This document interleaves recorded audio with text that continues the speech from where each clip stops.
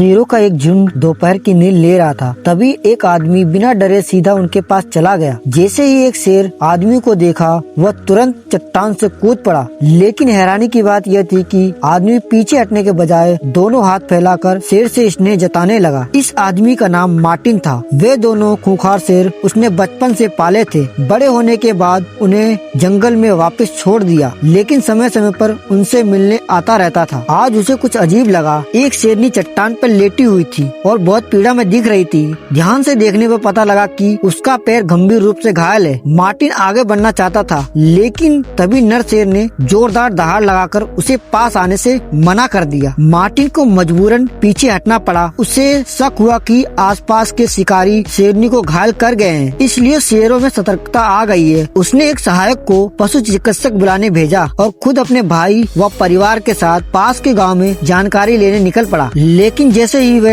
एक घर में पहुंचे, अंदर का नजारा देखकर दंग रह गए। वहां कई ग्रामीणों के शव पड़े थे। हर तरफ मक्खियाँ थी। घाव से साफ था कि हमला उग्र शेर ने किया है। खतरे को समझते ही वे तुरंत वापस लौटे। मार्टिन ने गाड़ी में मौजूद फोन से मदद बुलाने की कोशिश की, लेकिन पहाड़ों की वजह से नेटवर्क नहीं मिला। वे आगे बढ़ते रहे। तभी अचानक एक ग्रामीण दौड़ता हुआ आया। वह शेरों के हमले से किसी तरह बच निकला था। उसने डरते हुए बताया कि शेर यही कहीं है। अचानक झाड़ियों से दहाड़ सुनाई दी। मार्टिन ने तुरंत बेहोश करने वाली बंदूक उठाई और आवाज की दिशा में गया। पानी के पास उसे शेर के पैरों के निशान मिले। तभी पानी के भीतर से फिर आवाज आई। जब मार्टिन नदी में उतरने ही वाला था कि उसे पता नहीं था कि ये शेर की चाल थी। इसी बीच गोली की आवाज सुनकर रेन को शक हुआ कि मार्टिन मुसीबत में है। वो मदद के लिए दौड़ा, लेकिन तभी शेर अचानक सामने आ गया। रेन भागकर गाड़ी में घुसा। गुस्से से शेर ने गाड़ी पर हमला कर दिया। इंजन और छत पर चढ़ गया। जैसे ही रेन को लगा कि शेर चला गया है, अचानक एक पंजा खिड़की से अंदर घुस आया। सौभाग्य से उसकी बहन ने गाड़ी स्टार्ट कर दी और वे किसी तरह बच निकले। हालांकि गाड़ी एक पेड़ से टकरा गई। रेन ने तुरंत दोनों बेटियों को देखा। वे सुरक्षित थी। उसने वॉकी टॉकी से मार्टिन से संपर्क किया। मार्टिन जिंदा था, लेकिन घायल हालत में पानी के पास एक पेड़ के नीचे छुपा था। खून बहुत बह रहा था। रेन ने डॉक्टर होने के नाते उसे आग से चाकू गरम कर घाव पर दबाने की सलाह दी। दर्द बहुत था, लेकिन खून रुक गया। शेर पास ही था, इसलिए रेन मदद के लिए